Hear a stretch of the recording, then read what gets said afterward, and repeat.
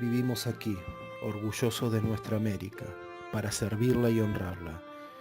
No vivimos, no, como siervos futuros ni como aldeanos desalumbrados, sino con la determinación y la capacidad de contribuir al honor de nuestros pueblos, que no han vacilado en acelerar con el abono de su sangre el camino del progreso. Llevamos a nuestra América como luz, y así cada uno podrá decir, contento de nuestro decoro, a la que es nuestra dueña, nuestra esperanza y nuestra guía, Madre América. Allí encontramos hermanos, Madre América, allí tienes hijos. José Martí. Para José Martí, América Latina era más que un gran espacio geográfico. Se trataba para él de una unidad cultural, con características históricas y luchas semejantes, que hermanaban a los nacidos en estas tierras. Por eso creía que los americanos debían estar orgullosos de sus raíces, pues gran parte de las naciones americanas habían conquistado su libertad con determinación, construyendo en las antiguas colonias prósperas naciones. Sus palabras tenían un sentido, fomentar entre los americanos la idea de su propia grandeza, pero también trataba de concientizar del desdén del vecino formidable. Con el vocablo vecino formidable, Martí se refería a los Estados Unidos, cuya creciente presencia se había vuelto, según entendía, una amenaza que ponía en severo riesgo la autonomía de las naciones latinoamericanas. José Martí fue un intelectual que combinó dos grandes idearios. Por un lado, el nacionalismo, determinado por su construcción sobre el significado de ser cubano, y la necesidad de alcanzar la autonomía de Cuba.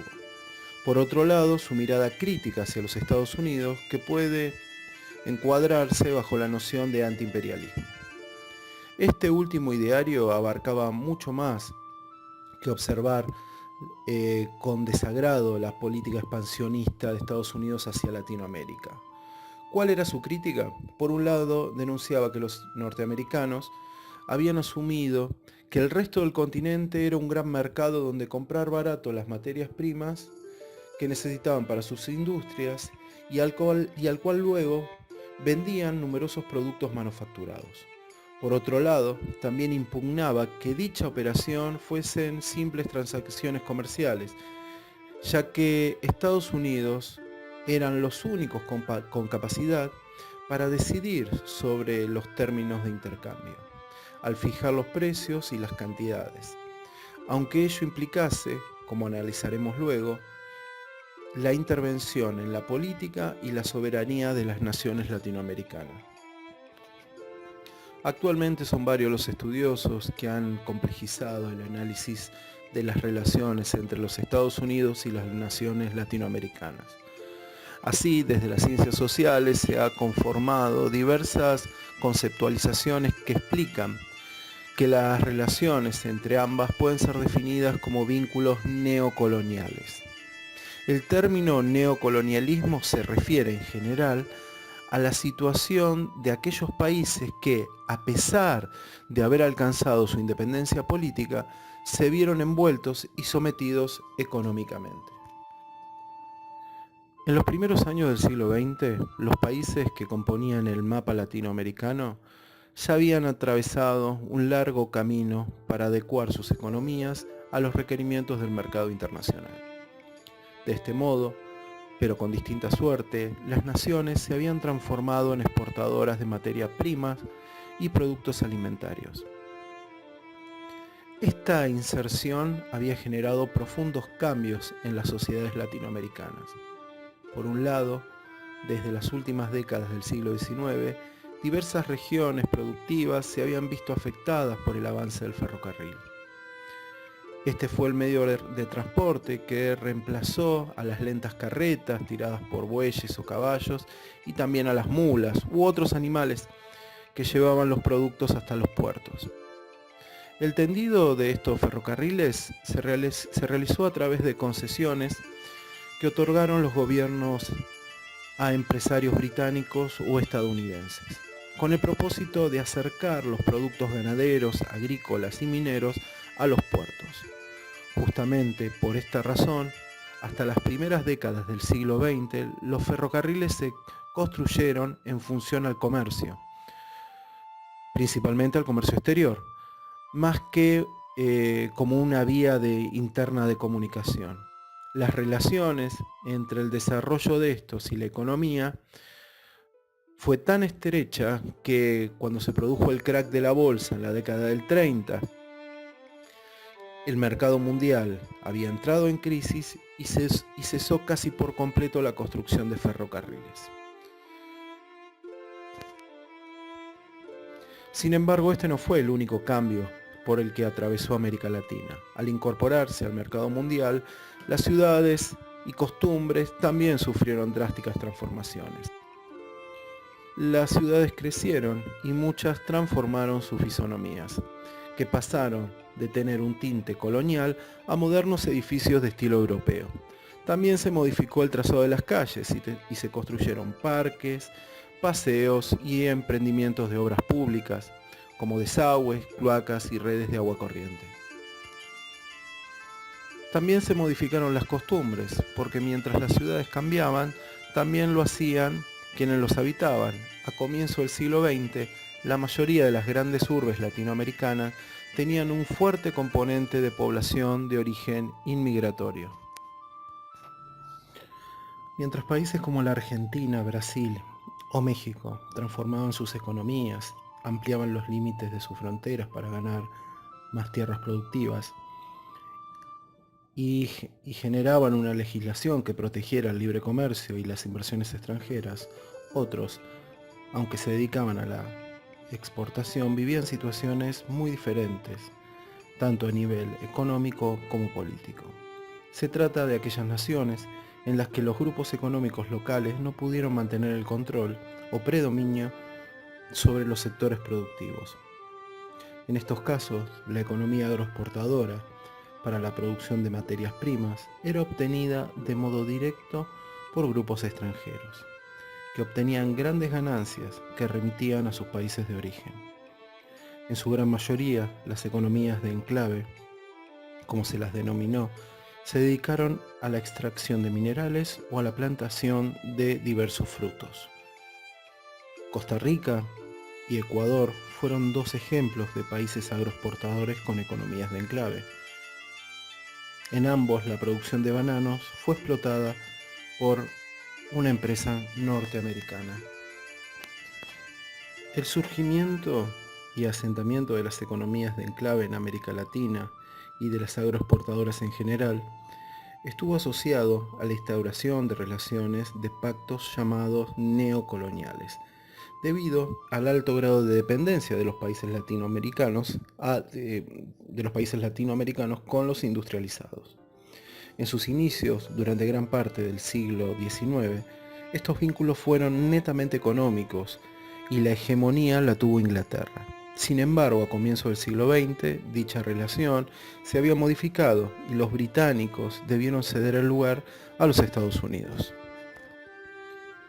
Como podemos ver en esta caricatura, observamos cómo Estados Unidos e Inglaterra se muestran como paladines de la civilización.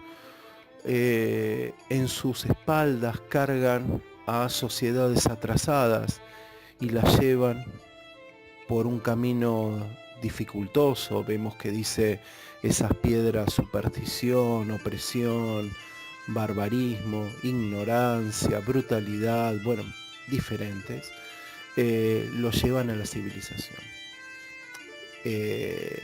Sabemos bien que esto es una excusa que utilizaban estos países solamente para llevarse de esos territorios dominados los recursos naturales.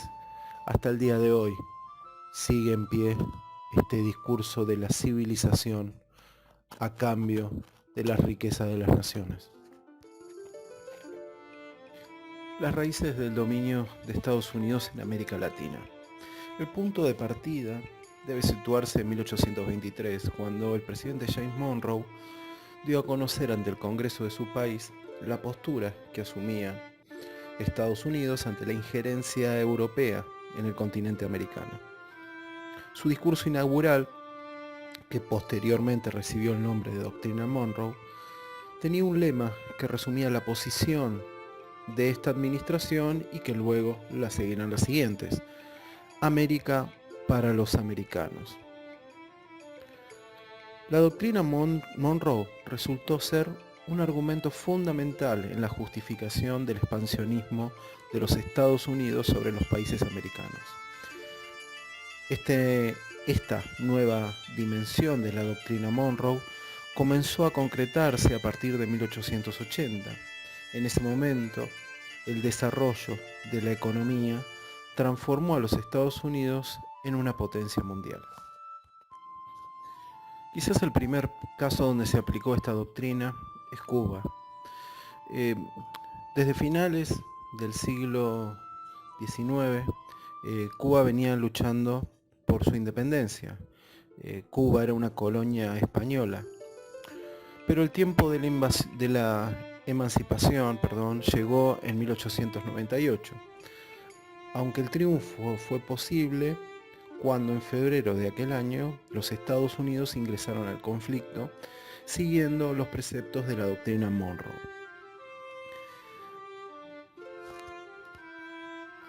La victoria, sin embargo, no garantizó la independencia de Cuba. De hecho, cuando el 10 de diciembre se firmó el Tratado de París, además de reconocer el fin de la dominación española sobre Cuba, se estableció el paso de la isla a la administración estadounidense hasta 1902.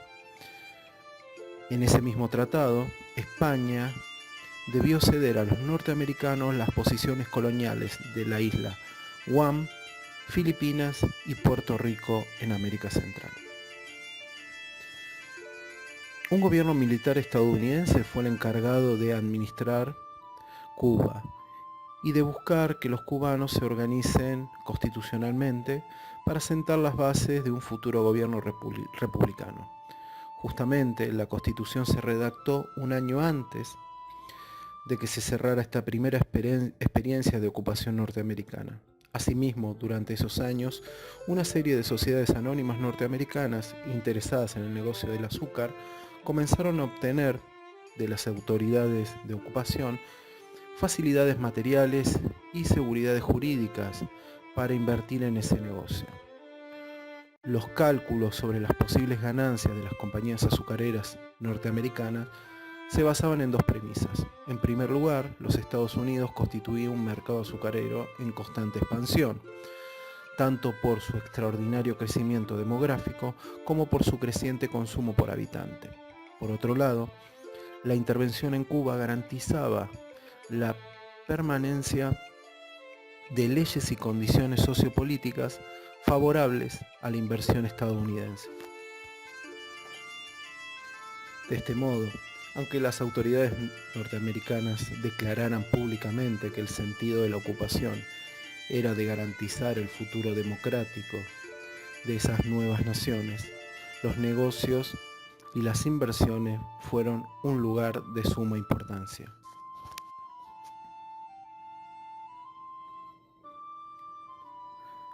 Cuando los constituyentes cubanos se reunieron para redactar la Constitución Nacional, establecieron un régimen de gobierno republicano basado en la división de poderes.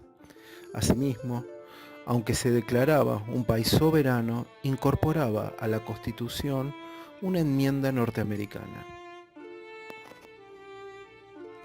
la enmienda Platt, que establecía una serie de condiciones que permitía las intervenciones militares de los Estados Unidos en la isla.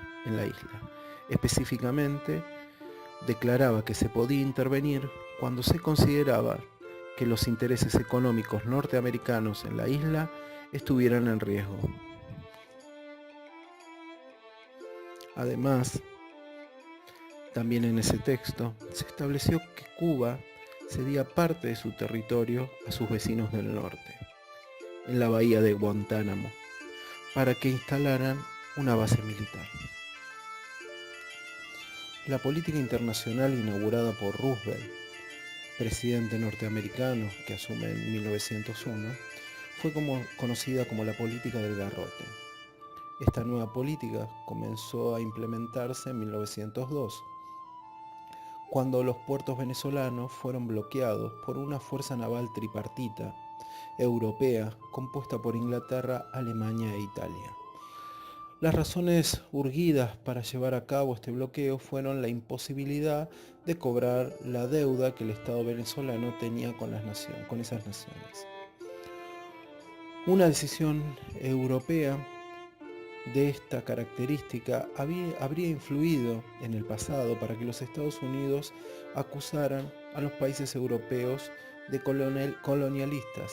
Sin embargo, en esta ocasión, nada se dijo de esto, sino por lo contrario, la medida contó con el apoyo del gobierno norteamericano y de Theodore Roosevelt. ¿Por qué? Pues porque este gobierno norteamericano consideraba que el bloqueo era un castigo ejemplar, como un garrotazo, que podía corregir la falta de seriedad de los gobiernos latinoamericanos en el manejo de las finanzas públicas.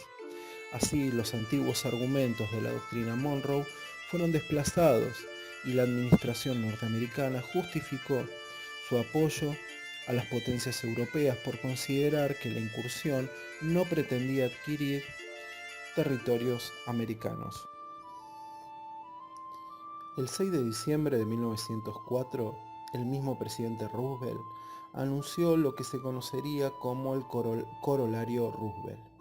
Se trata de un ajuste original a la doctrina Monroe, mediante el cual Estados Unidos afirmaba que, aunque en contra de su voluntad, debían ejercer, en tanto máxima expresión de la sociedad civilizada, el papel de gendarme del resto del continente. O dicho de otras palabras, el gobierno de Estados Unidos asumía que estaba habilitado por sus supuestas superioridades cultural y moral para intervenir directamente en aquellos países donde los gobiernos demostraran incapacidad o comportamiento irresponsable. Otra de las raíces de este dominio norteamericano la encontramos durante el gobierno del presidente William Taft.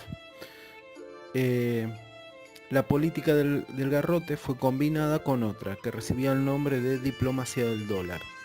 Esta consistía en garantizar, por sobre todas las cosas, la defensa de los intereses económicos norteamericanos en América Latina. Esto no significó que el gobierno de los Estados Unidos retrocediese en su vocación expansionista, sino que por lo contrario, la profundizó a través del apoyo otorgado a las empresas de su país distribuidas en la región.